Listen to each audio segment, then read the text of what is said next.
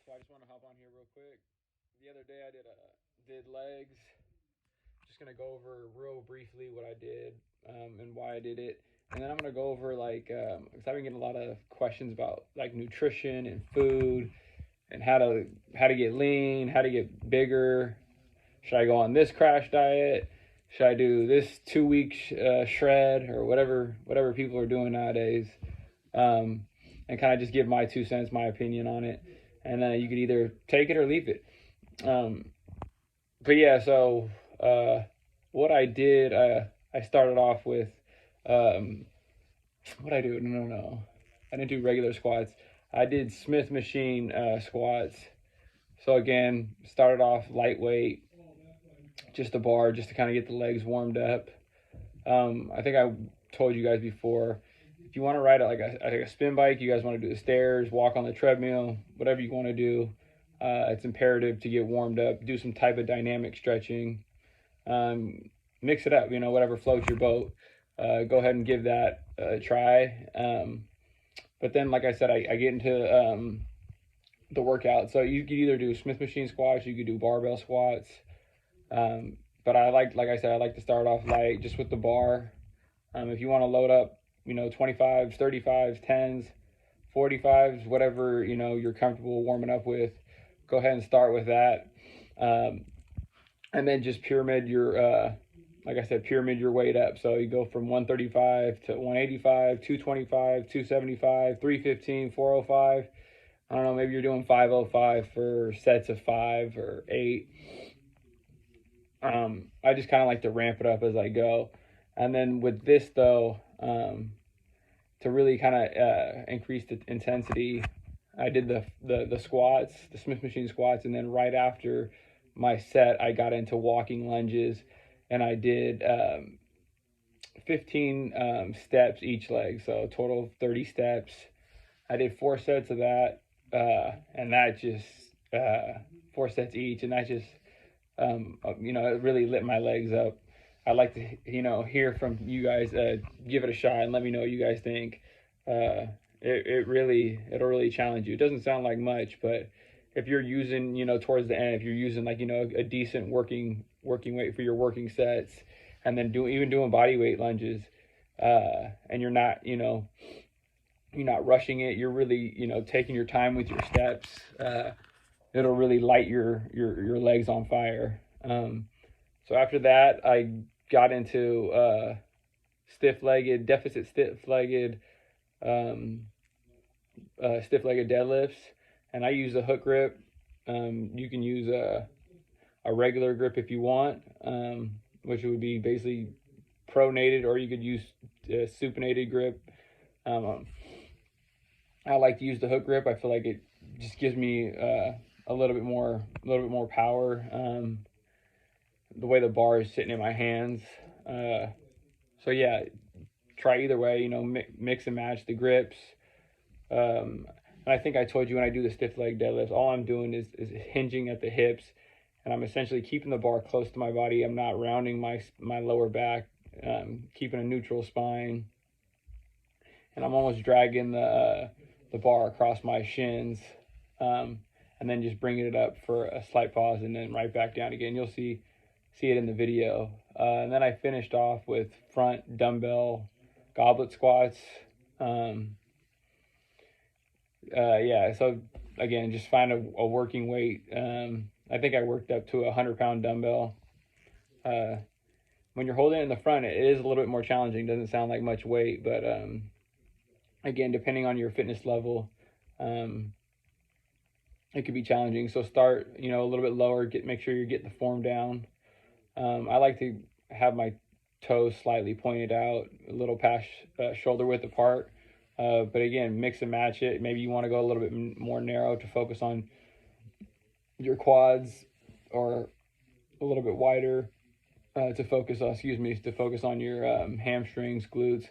But either way, you're gonna hit your full leg, and it's really also challenging to keep upright.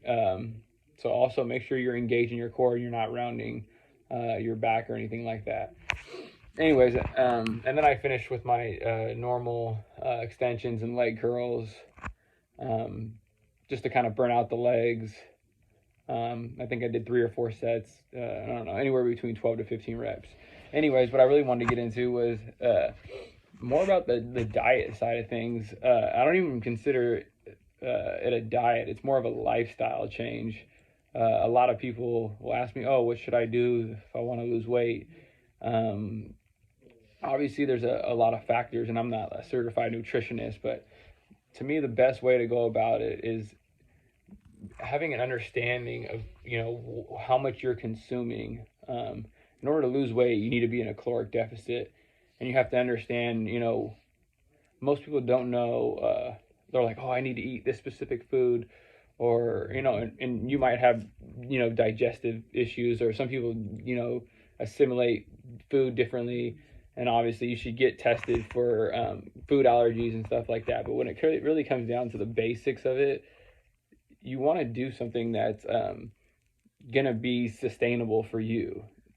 These crash diets, these juice diets, these fit teas, or whatever people are trying to, pitch people nowadays to, obviously just to sell a product.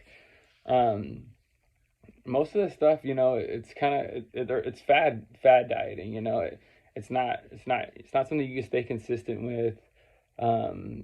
There's a lot of different things you can use supplement wise to help enhance, maybe that's not the best word, sounds like steroid use or something. You could use a lot of different supplements to help you along your fitness journey, but that's not the end all be all. You want to have an understanding of, how many calories does this have, or how much could I eat of this in order for me to maintain my weight, and you want to have a healthy relationship with food. You don't completely have to cut out, all the fun treats or whatever, stuff like that. It's just having an understanding of portion control, and not having an unhealthy relationship with food.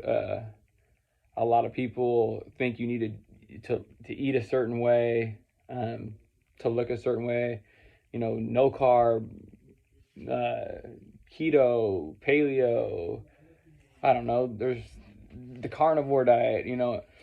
We all have different, genetics, blood types and stuff like that. But the main thing is if you want to lose weight, you need to be in a caloric deficit, period. If you want to gain weight, you need to be in a caloric surplus. And then you have to play with it. Your body chemistry is constantly changing. You're constantly evolving. You're getting older. And so you got to constantly keep adapting. But the main thing is, if you're eating an unhealthy diet, or you're eating a lot of food, start to make the small changes, implementing more water, start moving more. If you're trying to lose weight, try decreasing, your portions. Don't eat so much. You could have the food you like. It's just really going to come down to portion control and controlling, those factors. And do experiments on yourself, try eating the same foods you eat on a daily basis, but eating less of it, maybe not take the extra scoop of, I don't know, spaghetti, maybe have 1 serving as opposed to having 2 or 3.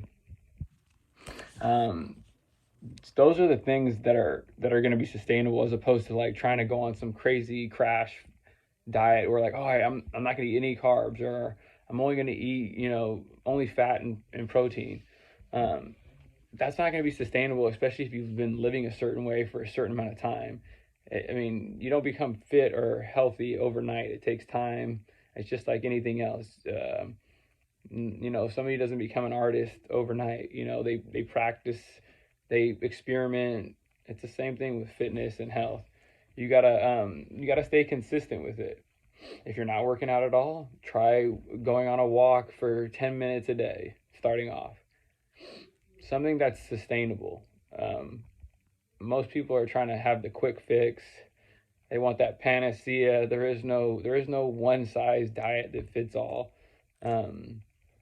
Again, you need to figure out what works for you and make small changes. Start getting more sleep, reducing your stress levels. Like I said, maybe not having 2 drinks a night, have a drink a night, or a drink I drink once a night, or I drink 2 or 3 drinks a week. You know, it's going to start with small changes. And like I said, there's no one size diet that fits all. What works for me might not work for you. So that's why I always tell people, you know, start experimenting on yourself, start trying different things. But like a lot of the things you read, most of it, they're just trying to sell a product, or like the Atkins diet or whatever it is. Most people are just, they're trying to sell you a product. Learn what works for you. Try different, like I said, try different experiments. Try doing, you know, eating what you normally eat, but eating less of it. Try switching up different carb sources, you know, fruits, vegetables, different sweet potato, regular potato, rice, brown rice, see how it affects your digestive system and stuff like that. And if you're a vegetarian, you know, switch up, just switch up, you know, portions. And that's going to play a huge role. You don't have to change where you're eating. I'm only eating dry chicken, broccoli, and rice. Like, no, that's not sustainable. It's not going to work for the long term. So the main point I'm trying to drive home is eat in a way that is sustainable for your lifestyle. If you live a busy lifestyle and you only could eat one time a day, and then do that. You know, everybody talks about intermittent fasting. Oh, it's the way to go. It's the way to go. Maybe it's the way to go for you. Maybe it's not the way to go for Sally, who, you know, her lifestyle it's not conducive for her lifestyle. So don't make sudden changes. Slow and steady wins the race. Portion control, have an understanding of what you're consuming, how much of it you're consuming. And then don't compare yourself to other people. Focus on yourself. Stay in your lane. Have fun with it. Don't get frustrated. We all go through ups and downs. And like I said, most importantly, have fun with it. And yeah, and don't get frustrated, you know, especially in times like today, you know. We kind of live in, I think, in a society, it's instant gratification. Nothing happens overnight, especially getting fit. So slow and steady wins the race. Have fun with it. This was kind of a rant, kind of a long video, but I appreciate you guys watching. Subscribe, like, comment, share. Hopefully this helps. If it does, awesome. If I could help one of y'all, that'd be great. All right, peace.